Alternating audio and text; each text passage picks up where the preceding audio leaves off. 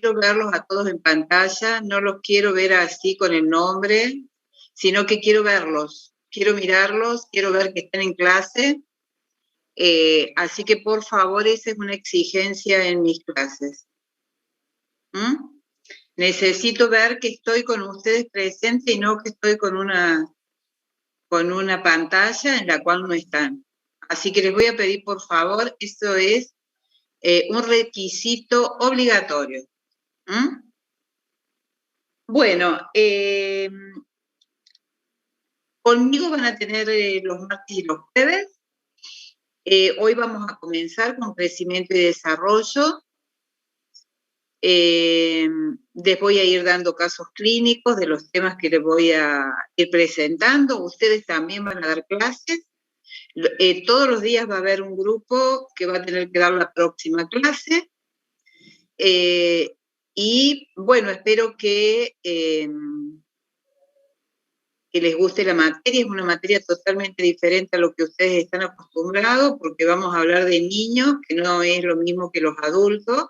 Entonces es una mirada totalmente diferente. La relación del médico con el paciente es más compleja por el hecho de que no es el médico con el paciente, sino que es el médico con el niño, la mamá y el papá, a veces con la abuela, es decir, que es una relación mucho más compleja. Así que la mirada también hacia los niños con respecto a los adultos es diferente. Es una lástima que no puedan estar haciendo prácticos para que vean que también el examen físico es diferente, las conductas que se toman como un médico es diferente. Así que hoy vamos a comenzar con crecimiento y desarrollo, porque justamente desde el momento de la concepción, ustedes saben que hay un gran crecimiento en los 9 meses de embarazo. A partir de un huevo cigoto, un niño puede llegar a tener 3 kilos, 4 kilos, hasta 5 kilos al nacer, y a partir de ese momento tenemos que hacer un seguimiento de su crecimiento, de su talla, de su perímetro cefálico, todos los meses a partir del año de vida, y después del año de vida, cada 3 meses, y luego de los 2 años, cada 6 meses, hasta el ingreso escolar, hasta los 6 años.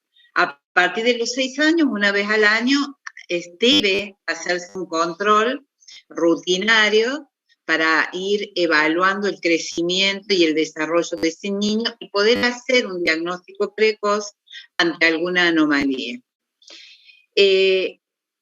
La bibliografía, bueno, ustedes van a tener las clases, los power subidos y también bibliografía en la plataforma, que seguramente ya las deben haber visto. Así que para mí es importante las clases, porque yo las clases no las subo, es decir, las clases grabadas no las coloco, solamente los power grabados sí están. Pero siempre hay algunos cambios y algunos conceptos que no están en las clases grabadas. Vamos a comenzar, voy a mostrarles las diapositivas. Voy a mostrar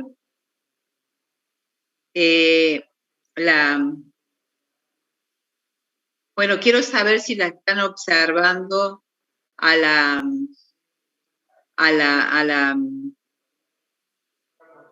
¿están viendo las diapositivas?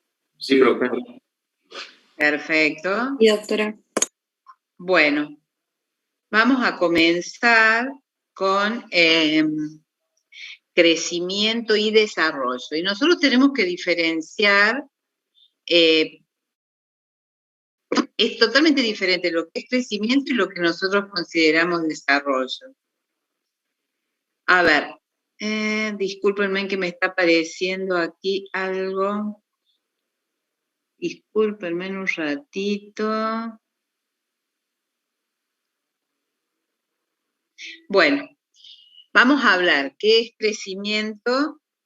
La misma palabra lo está diciendo, es decir, es un proceso cuantitativo, es decir, es un proceso en el cual yo puedo tener un número, un valor que se cuantifica, que este proceso cuantitativo tiene que ver con la formación de los tejidos, el aumento del tamaño de la cabeza, del tronco, de las extremidades, y por lógico esto también va a determinar y va a permitir el aumento de la fuerza muscular, la capacidad para controlar los pequeños o grandes músculos, y el proceso que caracteriza al crecimiento justamente es la hiperplasia, es decir, el aumento en la cantidad de células, y la hipertrofia, el aumento de las diferentes células, de las diferentes estructuras, y que eso lo vamos a poder medir a través del peso, a través de un centímetro para ver la talla, el perímetro cefálico, etc. Esto es es decir, el crecimiento lo podemos palpar, lo podemos medir, porque es cuantitativo. En cambio, el desarrollo, yo no lo puedo, no es un proceso cuantitativo, sino es un proceso cualitativo, en el cual no tengo números para determinar el desarrollo. ¿Y el desarrollo por qué? Porque en realidad el desarrollo se caracteriza por ser cualitativo, que es la capacidad que tiene ese niño de relacionarse socialmente, la capacidad de pensamiento, la capacidad de ir adquiriendo un lenguaje claro y la personalidad de ese niño. Y esto tiene que ver con la evaluación que nosotros vamos a ir haciendo de las secuencias neuromadurativas, que las vamos a evaluar desde el mismo momento del nacimiento y mes a mes, hasta el año, las diferentes características y desarrollo madurativo que me va a determinar si ese niño se está desarrollando de manera adecuada o no. Porque de pronto yo puedo tener un niño que crece perfectamente, pero que tiene una alteración en el desarrollo. O tal vez tengo un niño con un crecimiento dificultoso, pero con un desarrollo adecuado para la edad.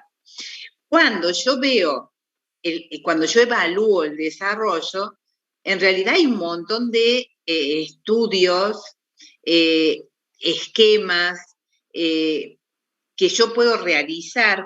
Ya vamos a ver cómo se evalúa ese desarrollo, pero yo al mirarlo también puedo evaluar el desarrollo. Por ejemplo, yo sé que un niño a los 6 meses de vida se sienta solo, que permite mantener el tronco.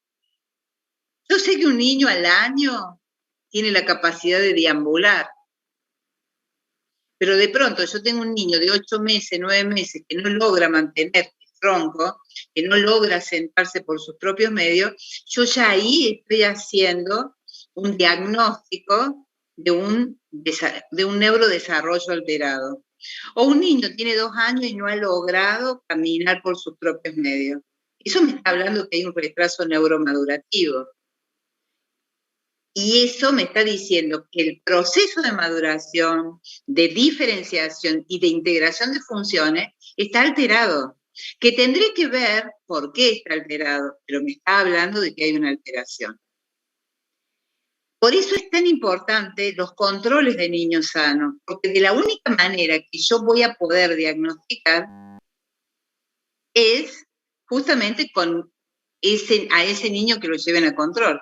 Porque si a un chiquito no lo llevan ni a control de peso ni para evaluar en el neurodesarrollo, podemos encontrarnos con muchas alteraciones y ya no podemos hacer nada.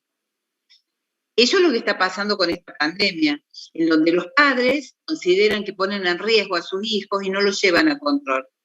Y en realidad ahí es donde lo están provocando un daño, porque no están haciendo los controles rutinarios para hacer diagnóstico precoz.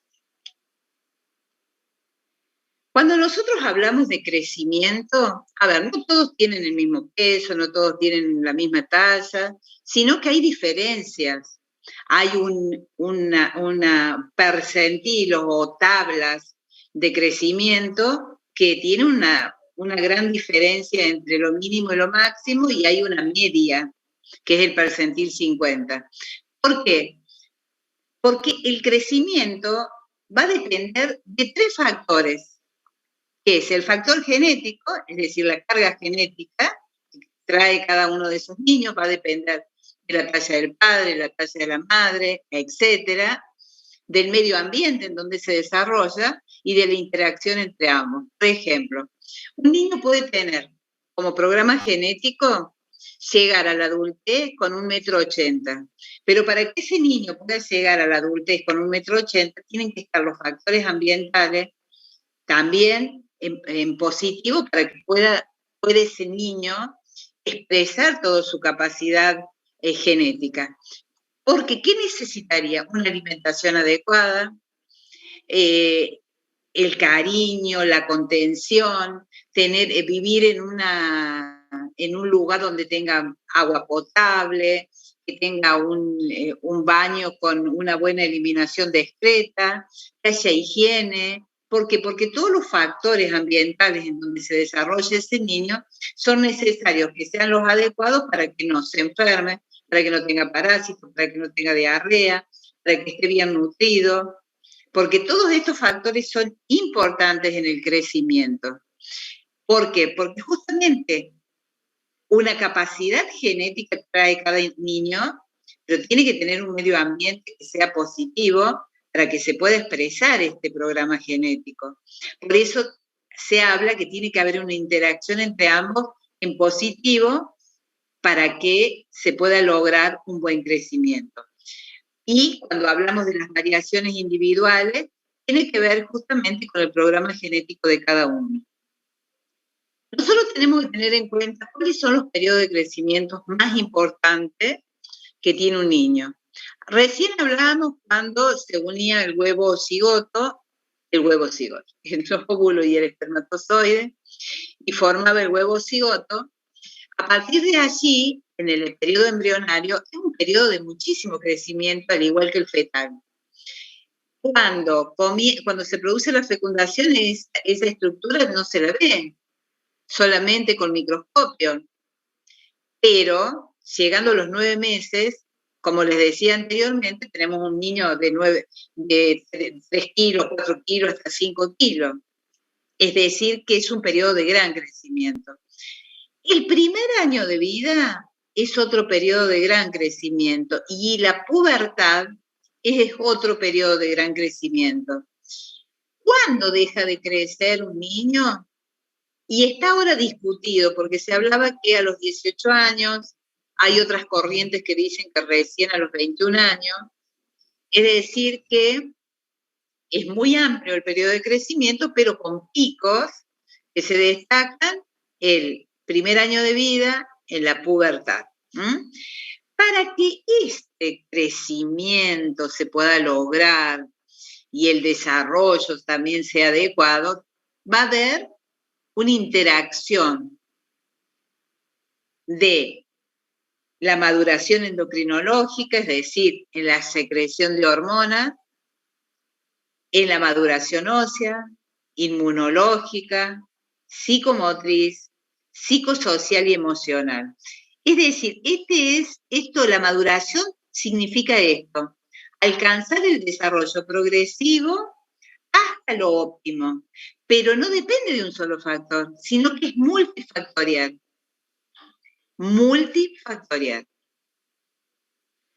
Cuando nosotros hablamos de maduración psicomotriz, a ver, yo hablo de maduración psicomotriz, ¿a qué me refiero? Esto tendrá que ver con crecimiento o con desarrollo. ¿Qué les parece a ustedes?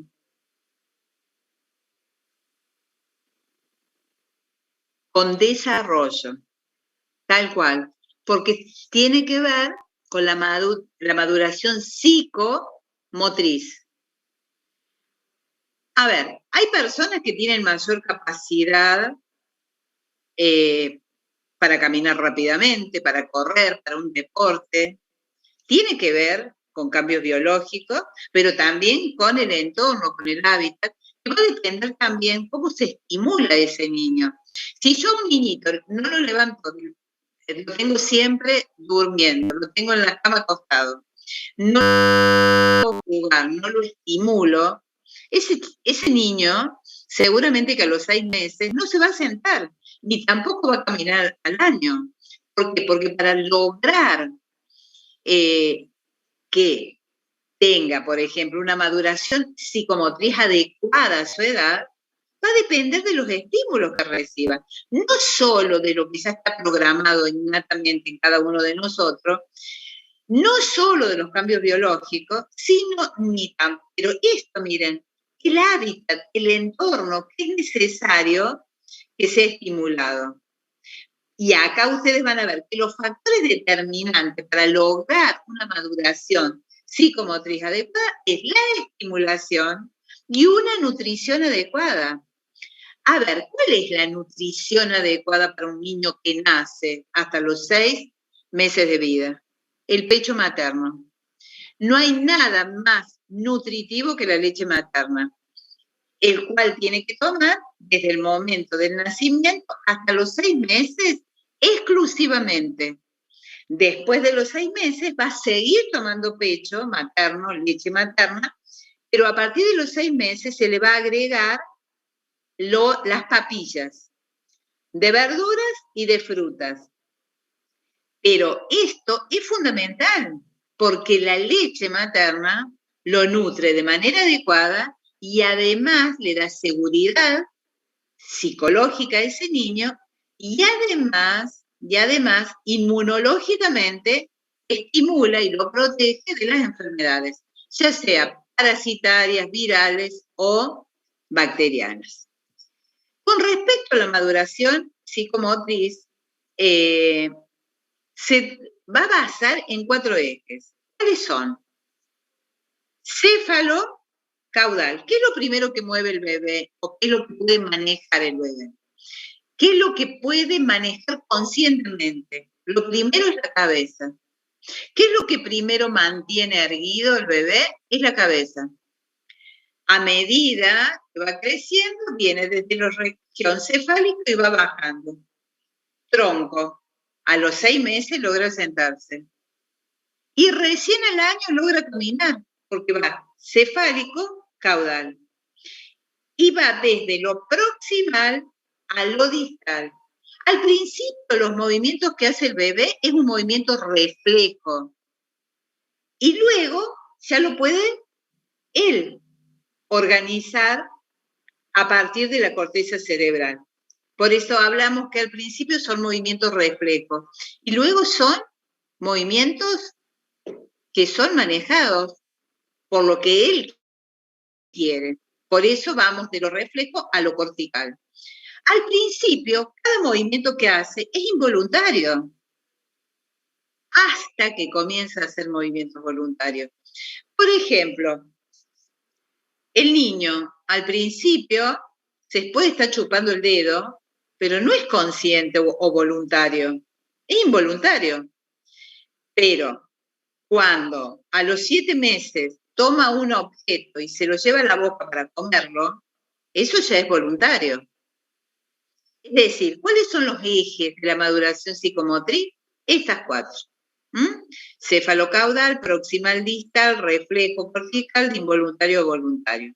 Y aquí en esta imagen muestra cómo va cambiando el bebé desde el momento que logra sentarse, cómo comienza a gatear, cómo se para y cómo comienza a deambular. Pero este mecanismo de maduración psicomotriz, que lo tiene que ir obteniendo a medida que va creciendo, es lo que nosotros como médicos debemos observar para poder hacer un diagnóstico precoz de alguna alteración de esto, que no se esté desarrollando como corresponde. ¿Se entendió hasta ahora?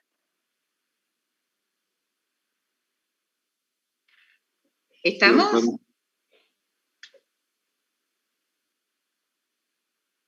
Y esto tiene que ver con qué? Que con los 2 primeros meses es cuando comienza el sentido de la mielinización del tracto córtico espinal, piramidal o motor, que es lo que va a determinar después el movimiento voluntario. ¿Esto cuándo comienza? Comienza desde el momento del nacimiento, pero se completa el primer año de vida. Es cuando ya el niño puede caminar. Son necesarios 3 meses, los 3 primeros meses, que se termina de mielinizar a nivel cervical, que es cuando el niño empieza con el sostén cefálico. Les cuento que hay niños que a los 2 meses esto ya se ha realizado porque sostiene la cabeza. Hay niños que a los 20 días de vida ya sostiene la cabeza, pero habitualmente es a los 3 meses. Después de los 3 meses se completa la mielinización dorsolumbar, que cuando termina a los 6 meses, cuando el niño ya se puede sentar. Y cuando el niño ya se puede sentar solo, a los 6 meses, cuando comienza a comer. ¿Por qué? ¿Por qué comienza a comer papilla? Porque recién está preparado para deglutir y para tragar.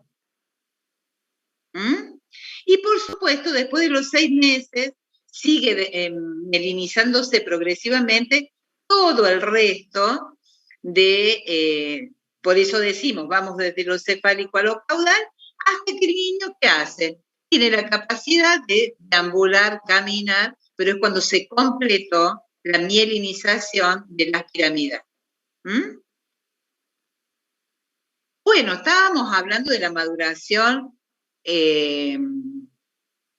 psicomotora. ¿Y la maduración ósea? ¿Qué sería la maduración ósea? La maduración ósea. Por ejemplo, ¿yo cómo puedo evaluarla?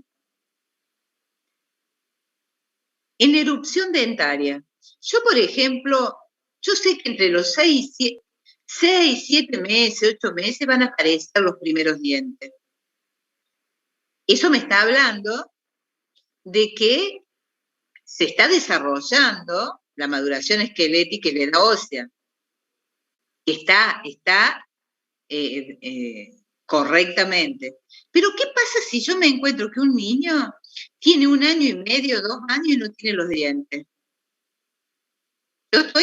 Ahí estoy asustadísima, porque yo sé que después de los 13 meses, eso me está indicando que hay un trastorno en la maduración ósea y que yo tengo que investigar porque eso se puede deber a algún trastorno endocrinológico o nutritivo. ¿Y después de qué otra manera? Y es haciendo, ¿cómo puedo saber la edad ósea? Yo la edad ósea no la voy a pedir en cualquier niño, ni la voy a pedir en todos. Yo la edad ósea la voy a pedir en aquellos niños que observo que tienen dificultades, o dificultades en el neurodesarrollo o en el crecimiento, en donde yo veo que hay una alteración que es muy probable que tenga una edad ósea que no corresponda con la edad cronológica. ¿Alguien sabe cómo evalúo la edad ósea? A ver, yo voy a preguntar. ¿Con la radiografía de muñeca puede ser?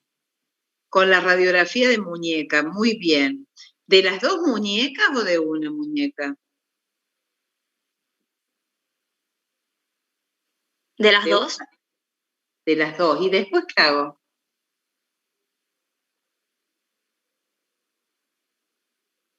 Después evaluaría otros huesos, digamos, el fémur. No, solamente edad ósea es con muñeca. Es en la muñeca. Miren ahí les muestro una radiografía de un niño de 1 año. Y acá la radiografía de un niño de 2 años. Si ustedes se fijan, miren los cartílagos de crecimiento, miren la diferencia. Hay un manual que justamente se ha hecho, es un manual en donde se compara y determinamos la edad ósea, que por lo general lo hacen las personas especialistas en diagnóstico por imagen. Si nosotros pedimos edad ósea y pedimos que nos digan qué edad ósea tiene, porque ellos tienen justamente la manera de buscar en los manuales de crecimiento a qué edad ósea corresponde. Miren ustedes acá, es totalmente diferente. Estamos viendo 1 año y 2 años. Miren las diferencias. Y ahora les voy a mostrar esto en una persona de 18 años. ¿Habrá diferencia?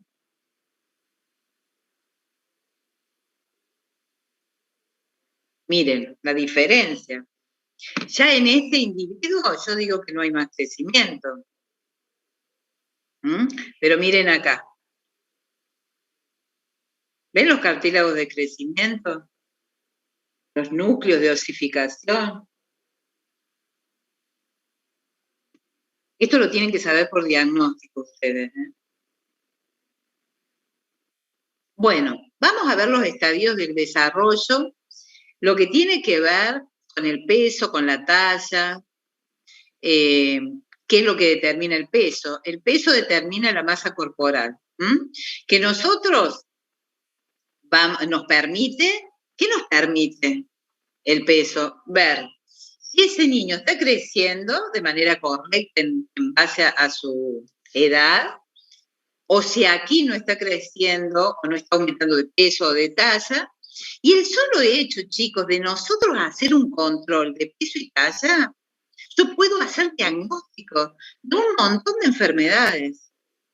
Pero yo lo voy a poder hacer si ese niño es traído a la consulta. Si ese chiquito no es traído a la consulta, es muy difícil hacer un diagnóstico precoz.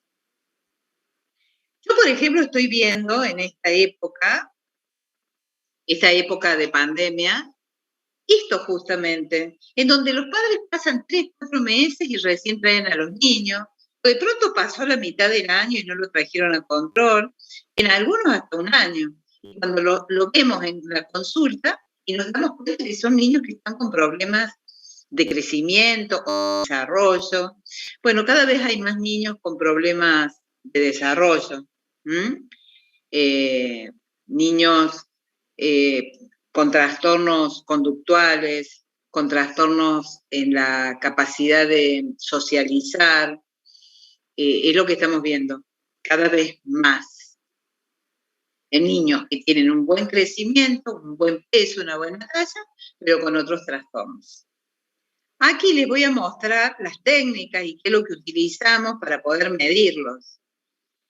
Acá ven 2 balanzas, una balanza que es para los niños que tienen la capacidad de estar de pie, en donde es una balanza de pie, que tengo el pediómetro adosado, y aquí está el médico midiendo a este niño. Desde ya esa imagen, quiero que sepan que tiene un error, porque así no se debe medir a un niño.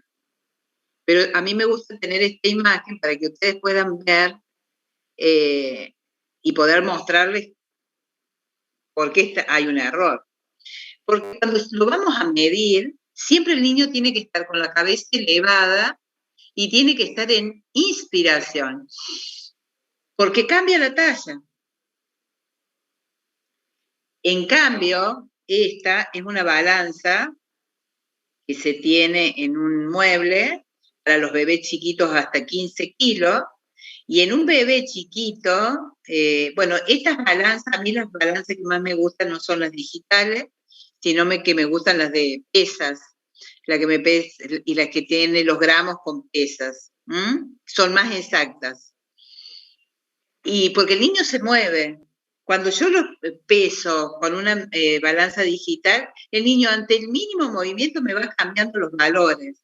En cambio, con la de pesas, no. Son balanza de palanca, la que me gusta a mí, con divisiones de 10 a 100 gramos. Doctora.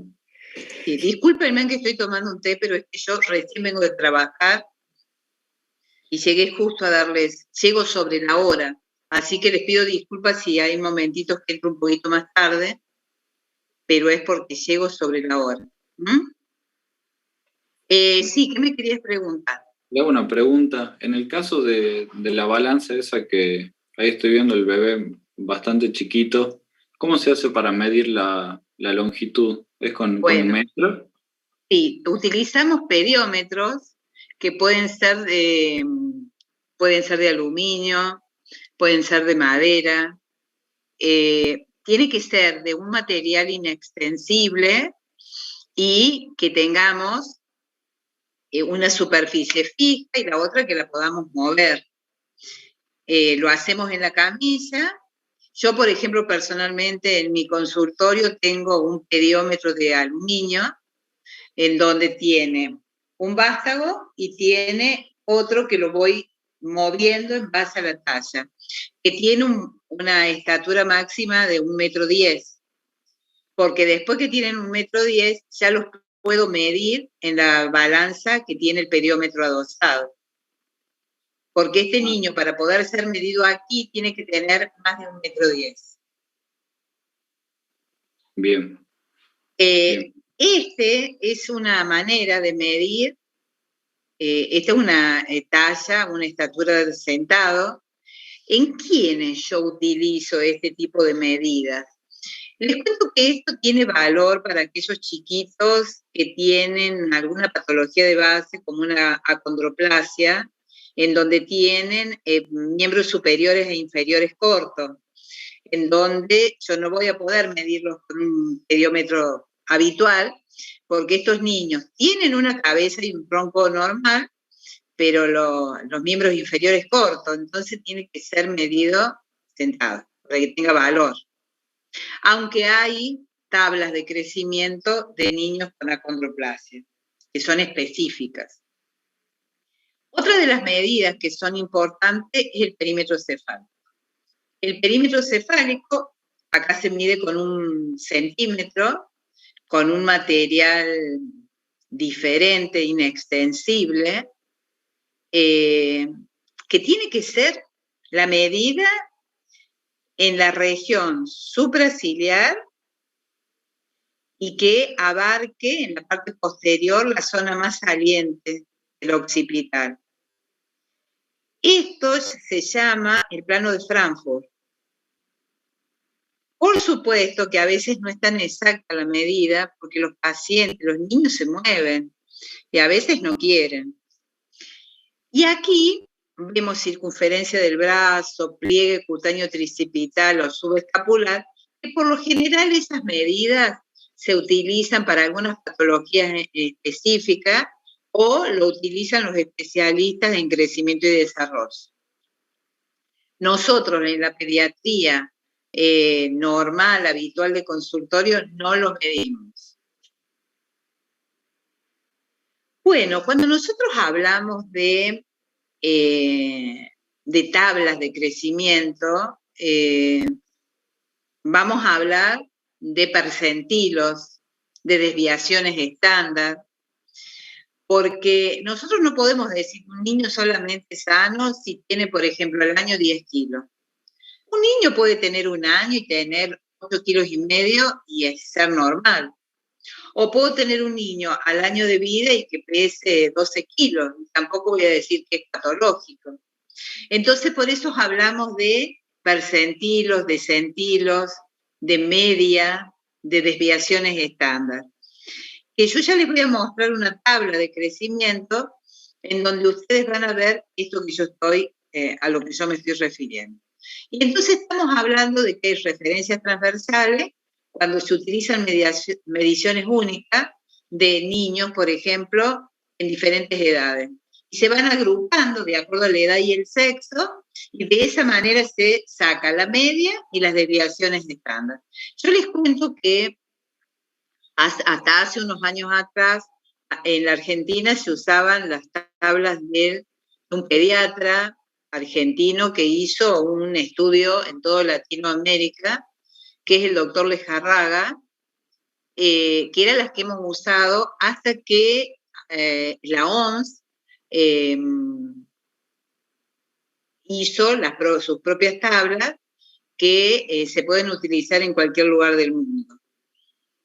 Y tiene justamente estas referencias con respecto a la edad y los pesos, la talla, con respecto a la edad, con respecto al sexo, porque hay diferencias. Las referencias longitudinales nos permiten ver la velocidad de crecimiento de un niño o de una niña, y estas velocidades de crecimiento vamos a ver que tienen curvas con picos al primer año de vida y en la adolescencia, que es diferente en el varón y la mujer, porque la adolescencia en la mujer en realidad hace que el pico se produzca a los 10 años, mientras que en el varón el pico de la pubertad, de la adolescencia, suele ser 13,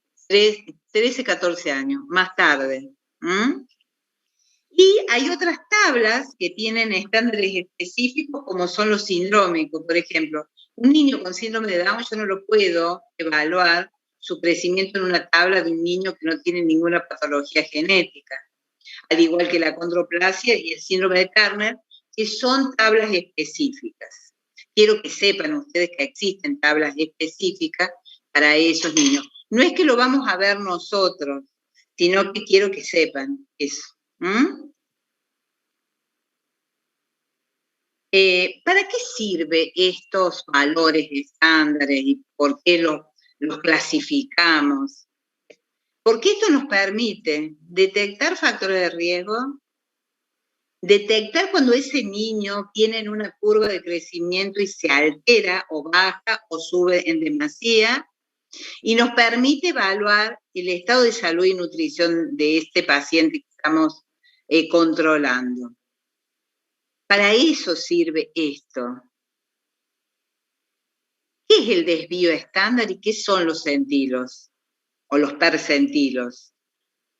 Los percentilos muestran los porcentajes de niños normales y muestran la probabilidad que puede tener un individuo de encontrarse dentro de esas variables. Y el desvío estándar son mediciones que representan el porcentaje de individuos que se encuentran por debajo o por encima de la media. Yo ahora les voy a mostrar, miren, esta es una tabla. Esta es una tabla de crecimiento. Esta es de Lejarraga.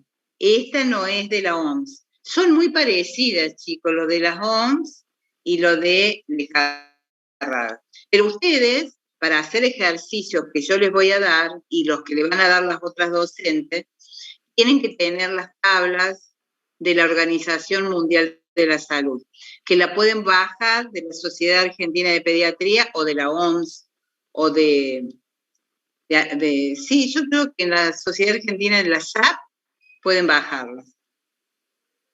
Miren esto, yo tengo acá, esta es de una niña, es una tabla de 0 a 19 años. Y acá está el peso y acá está la edad. Por ejemplo, viene una niña que tiene 4 años y pesa 15 kilos. Tiene 4 años, acá está, 4 años, y tiene, ¿cuántos kilos dije? ¿15? Sí, profe, 15. Y voy a 15 años, 15 kilos. Yo veo esto y me da aquí. Entonces, yo digo, esta niña está bien el peso. De pronto, viene un niño de 1 año y me dice que tiene 7 kilos. 1 año, me voy hasta 7 kilos y voy a decir, está en un percentil 10. Esas medidas aisladas a mí no me sirven. Porque a mí me interesa saber qué pasó con ese niño. Por ejemplo, el que tiene 1 año, ¿qué pasó en todos los meses previos al año? ¿En qué curva de crecimiento estaba? Para yo poder evaluar si es correcto o incorrecto. Porque puede que ese niño sea chiquito. Puede ser que ese niño siempre haya sido chiquito. Entonces yo voy a decir, está bien, porque siempre se mantuvo en la misma curva. Pero si ese niño estuvo siempre por encima de percentil 50 y últimamente empezó a bajar la curva, yo sí puedo decir, acá hay algo que está sucediendo y tengo que investigar. ¿Se entiende? Lo que yo puedo, las conclusiones que yo puedo ir sacando al respecto. Sí, profe. O sea que no no sirve un valor solo. Un valor solo para determinar algo. Exactamente. Yo acá, por ejemplo, tengo otra tabla, acá tengo otra tabla de varones. Esta es una tabla que me muestra la edad y me muestra la talla. Acá tengo una de perímetro cefálico, pero todo es de Lejarraga lo que les estoy mostrando. Esta, por ejemplo, es una tabla de prematuros. Esta es una tabla de nena de un niño que ha nacido prematuro. ¿Ustedes ya vieron la clase donde habla de niño a término, pretérmino, postérmino? ¿No? No, profe. Bueno, miren aquí. Yo en esta tabla, es para niños, por ejemplo, que nacieron, por ejemplo, una niña que nace de 30 semanas de edad gestacional. Yo no puedo irme a la tabla que les mostraba anteriormente. Yo tengo que venir a esta tabla. Cuando nace esa chiquita, yo tengo que ver, tiene 30 semanas. A ver, pesa 1 kilo. 28, 29, 30. A ver, pesa 1 kilo. A ver, ¿es correcto que pese 1 kilo? Bueno, me da ahí percentil 3. Yo, con el solo hecho que esa niña nació de 30 semanas, yo veo que tiene 1 kilo de peso. Yo ya puedo hacer un diagnóstico y decir, es un recién nacido pretérmino, pequeño para edad gestacional, PEG. Entonces, los riesgos que va a tener esa criatura para salir adelante, al ser un desnutrido intraútero, que nació con bajo peso, que lo predispone a mayores riesgos. Y yo voy a poder usar esta tabla hasta que tenga 1 año de vida. 1 año de vida cronológica, porque una cosa es la edad de acuerdo a la fecha que nació, y otra cosa es la edad que tiene de gestación. Recién puedo en un prematuro utilizar la tabla, las tablas anteriores después del año de vida. Hasta el año de vida yo uso esta tabla que tiene peso, que tiene talla y que tiene perímetro cefálico, todo en en un mismo gráfico. No me voy a detener en esto ahora porque tienen que ver la clase término, pretérmino, posttérmino. Pero quiero mostrarles las tablas. Esta es otra tabla de 0 a 6 años. Hay un montón de tablas. Acá está una tabla de velocidad de crecimiento. Yo les dije que las mayores velocidades de crecimiento, en este caso de peso, porque va a haber curvas de velocidades de talla. En este caso, miren cuándo hace pico. Al año de vida, hace una meseta y otro pico en la adolescencia. Así son las curvas de velocidad de peso. Y de velocidad de talla es exactamente lo mismo. Miren, esta es una velocidad, pero de un varón, donde hay un aumento de talla en el primer año de vida, después una meseta y otro pico en la pubertad. Son curvas de velocidad estas. A ver, miremos esta tabla. Yo tengo un niño que está siempre, desde que nació, se mantuvo por debajo del percentil 5. Quiero que me digan, ¿a ustedes les parece que esto es normal o patológico?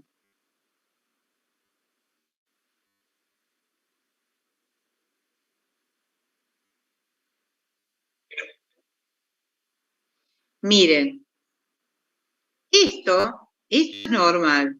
¿Pero por qué es normal? A pesar que el niño está por debajo del percentil 5, que es lo más bajo. Porque este niño nació en este percentil y se mantiene en ese percentil porque es chiquito, porque es pequeño constitucionalmente. Lo patológico es esta curva, en donde se está aplanando. No solo que está por debajo del percentil 5, sino que está aplanado. No hay curva aquí. Esto es patológico. O, por ejemplo, si yo tengo un niño que estaba en percentil 50, lo controlo al mes y se fue al percentil 25, lo controlo al otro mes y fue al percentil 10, lo controlo al otro mes y estaba en percentil 5, ahí hay un error mío porque algo está pasando que no estoy detectando. Ese niño tiene una curva de crecimiento que se está aplanando. Es decir, hay algo que le está pasando que no le permite crecer de manera adecuada.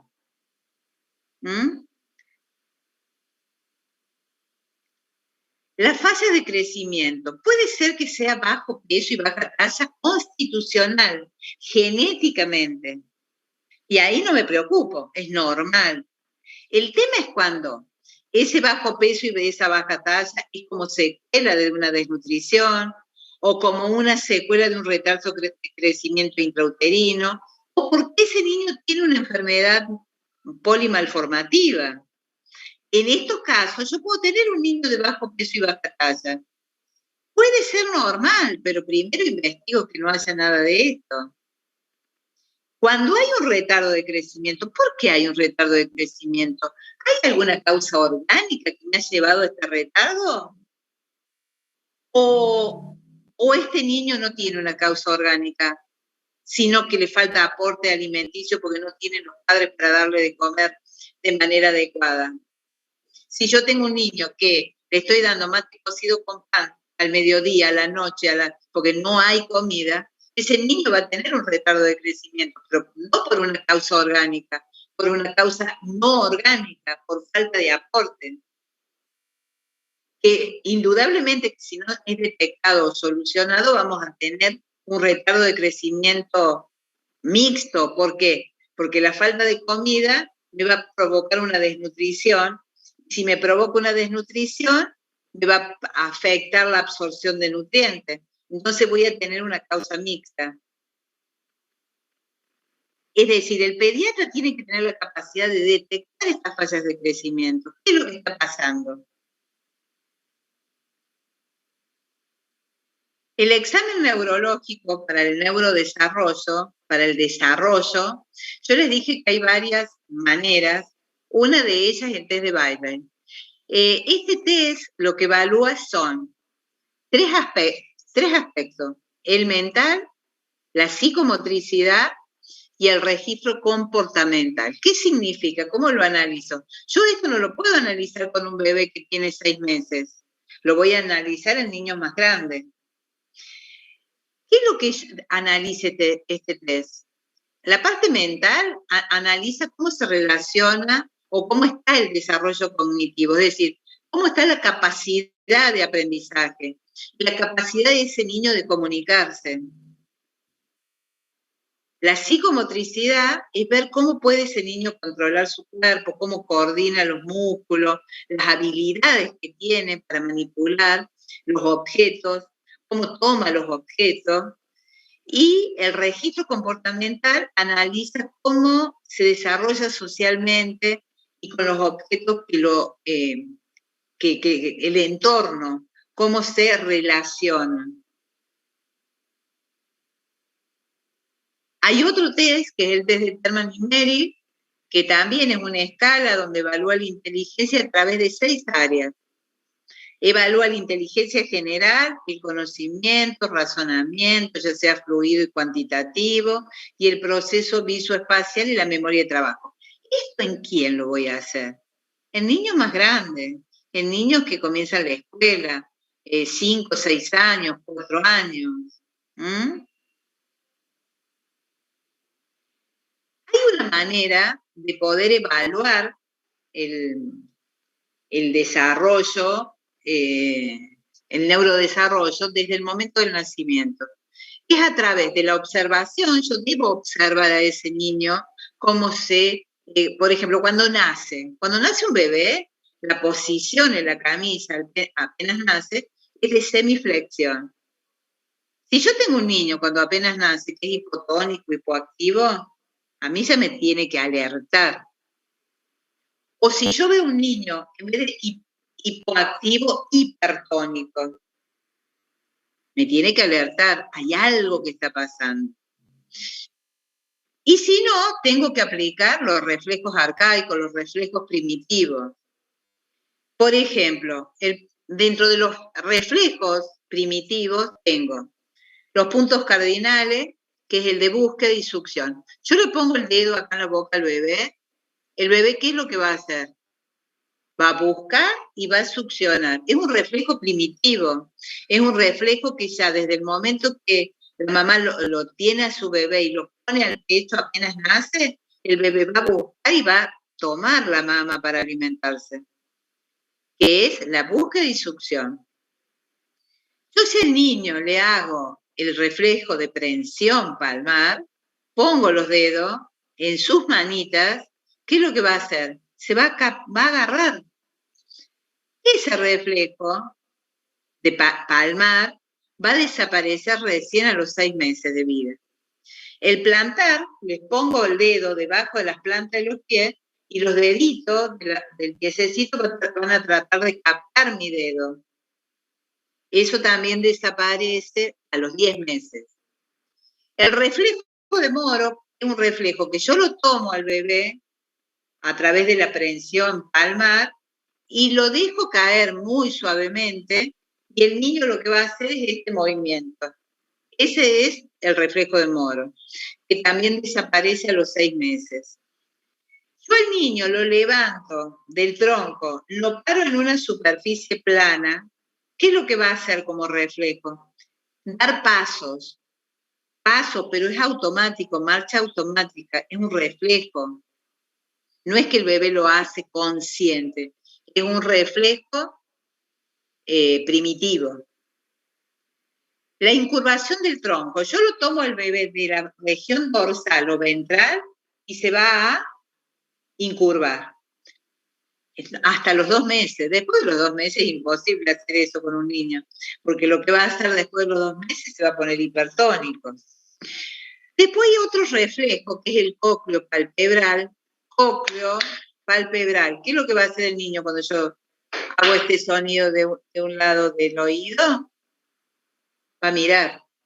Hago del otro, va a mover la cabeza hacia donde está el sonido. El óculo palpebral, con una luz, acerco y alejo. Se va a producir una miosis y una midriasis. El del paracaidista es un reflejo que yo lo tomo del tronco al bebé, lo elevo y el bebé, ¿qué es lo que va a hacer? El movimiento de paracaidista. Ese recién lo puedo hacer a partir de los 7 meses y dura hasta el año de vida. El otro es el tono cervical asimétrico. Si yo lo tengo al bebé en la camilla, lo giro hacia el lado izquierdo, ¿qué es lo que va a hacer? Va a flexionar una de las piernas y la otra las va a la otra piernita contraria, la va a extender. Esos son reflejos que nosotros podemos hacer para evaluar cómo está ese niño desde el momento del nacimiento y todo el primer año de vida para ir evaluando el neurodesarrollo. Aquí tienen un gráfico en donde yo les muestro las pautas, las adquisiciones que va a ir teniendo ese chiquito desde los 0 a 6 meses en lo que corresponde a lo motriz, a lo cognitivo, al lenguaje, a lo social.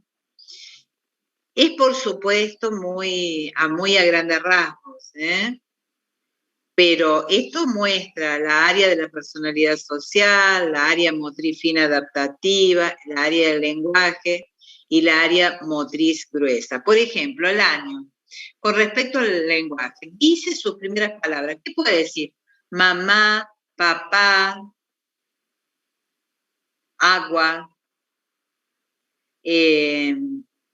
Por ejemplo, entre los 2 y 24 meses, por supuesto, tiene que caminar ya. Ya le interesan los juguetes, puede decirme, dame agua. Es decir, hace oraciones. Acá dice, entre los 2 y los 4 años señala o escoge imágenes iguales. Utiliza la tablet. Yo les cuento que los niños lo están haciendo antes ahora. Antes de los 2 años ya están. Que a montar, a andar en bici, bueno, esto recién 3, 4 años. Pero es para darnos una idea, ir guiándonos si vemos alguna alteración en los niños. Nosotros podemos tener un niño que desde lo motriz sea maravilloso, todos los logros, pero lo tenemos que ver en su contexto general. Tenemos que ver cómo está cognitivamente, cómo habla, cómo interactúa con otros niños.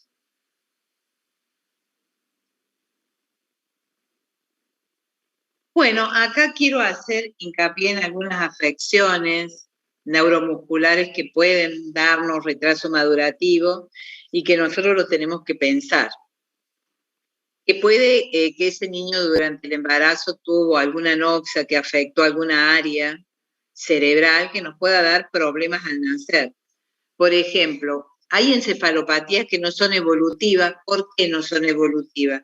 Porque la anoxia fue dentro del, es decir, del útero, cuando estaba embarazada la mamá, que tuvo una anoxia que afectó, por ejemplo, el área motriz. Ese niño cuando nace con una parálisis cerebral, pero no es evolutiva porque va a quedar con un daño que fue mientras duró la anoxia. Después, si hay un tratamiento de rehabilitación, puede tener logros. Cuando se afecta el área de inteligencia, va a provocar en el niño un retardo mental. Si se afecta el área del lenguaje, voy a tener una afasia o una disfasia. Cuando se afecta las zonas sensoriales, si es el oído, nos va a provocar la sordera, y si es a nivel visual oftalmológica, la ceguera. Hay otras patologías que sí son progresivas, como el síndrome de West, que tenemos que estar muy atentos, porque nos podemos dar cuenta de estos niños porque empiezan a tener convulsiones que no son típicas, sino atípicas, y que tenemos que estar atentos porque podemos, con un tratamiento, evitar la destrucción del cerebro.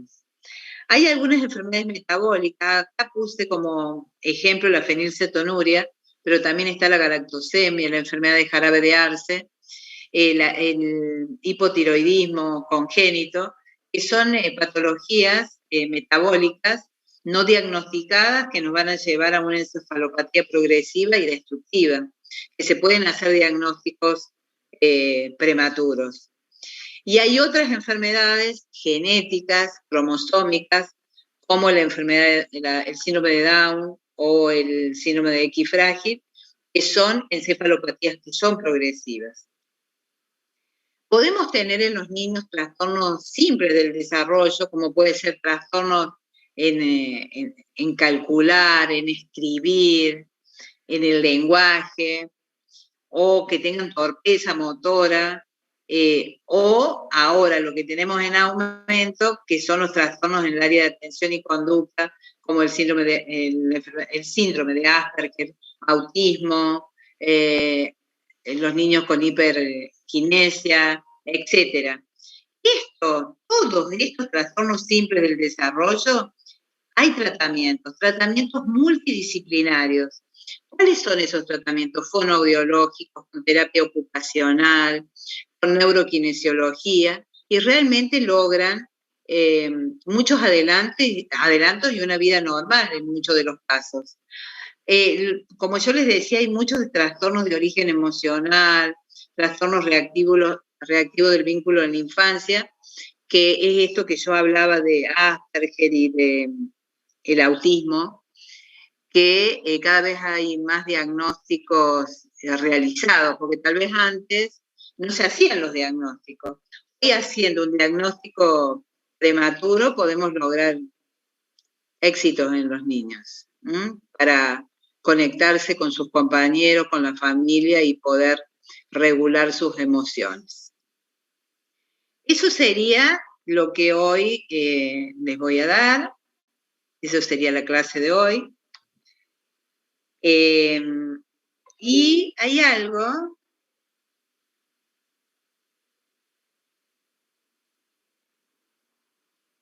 me gustaría, hay 14 alumnos. Yo ya les voy a dar para que preparen para la próxima clase, es el jueves. A ver, Álvaro está Álvaro, Elio, Daniel.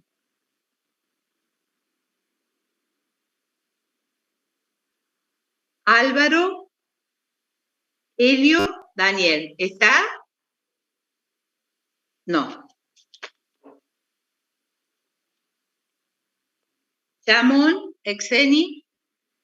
Sí, doctora, presente. Muy bien.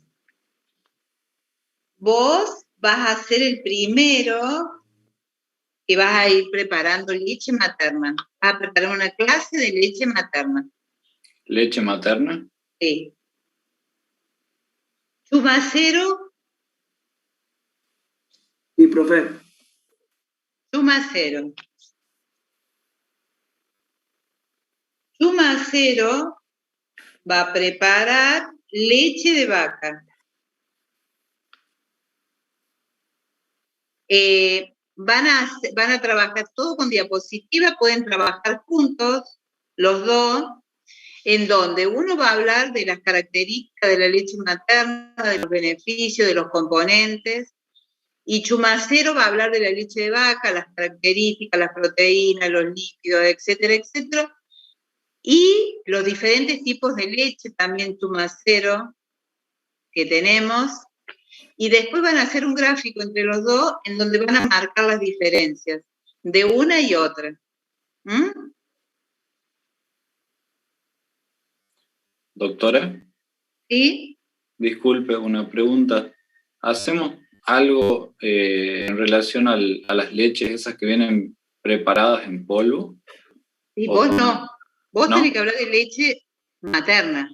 Bien. Vos solamente de la leche madre. Bien. Chumacero es el que tiene que dedicarse a leche de vaca y los diferentes tipos de leche. ¿Mm? Bien, bien. Porque Jazmín.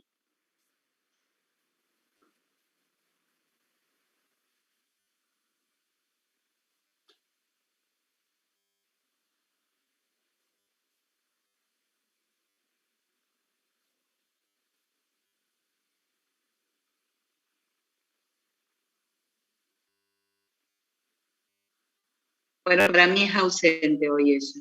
Lo lamento. Flores. Sí, Flores profe. María.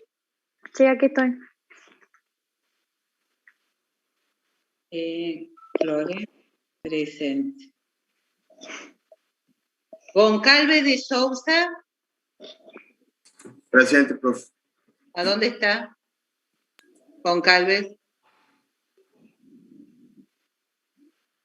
Gómez Lourdes. Presente, profe. Herrera Natalia.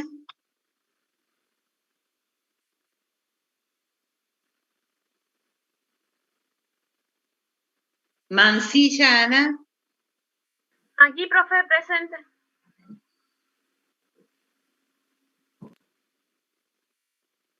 Martínez Belén. Presente, profe. ¿A dónde estás? Acá, presente.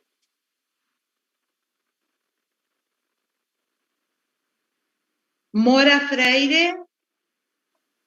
Presente, profe.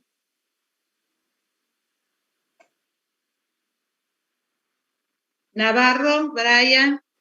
Presente, doctora. Nordal, Eric. Presente, doctora. Palavecino. Presente, doctora. Muy bien. Pereira de Sousa, Rebeca.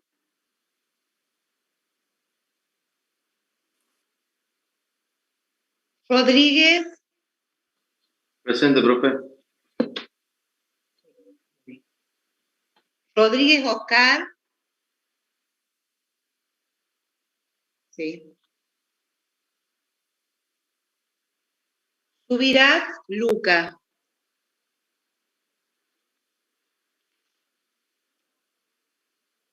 Subirás, Lucas no está. Bien.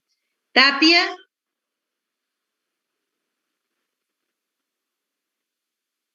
Muy bien. Yo esto lo voy a hacer todas las clases. Porque esto es como si fuese presencial, tienen la misma obligación. Primero.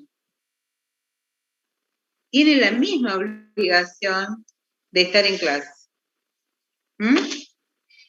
Lamentablemente a ustedes les toca después de... Pero es que estamos un poco cansados con los docentes de ver la irresponsabilidad. Ustedes se están preparando para recibirse dentro de poco, entonces tienen que ser responsables, que tienen que saber y aprender. Bueno, chicos, entonces, la próxima clase hay 2 de sus compañeros que van a presentar, yo por supuesto voy a hablar, vamos a empezar a hablar de desnutrición también, de alimentación, y todas las clases yo voy a darle a alguno de ustedes un tema para que preparen. Absolutamente todos van a preparar, ¿saben? Chicos, lo que les quiero comentar es lo siguiente. El jueves ustedes tienen clase conmigo a las 16:30. Tengo una reunión ese día con Buenos Aires, así que si me llego a demorar unos minutitos, unos 15 minutos, espérenme que me voy a conectar, ¿saben? Bueno, profe. Profe, ¿le puedo hacer una pregunta? Sí. ¿En el niño tiene alguna importancia el perímetro abdominal? ¿No se mide en ningún momento? ¿El qué? El perímetro abdominal. Excepto que nosotros estemos viendo algo que sea muy llamativo.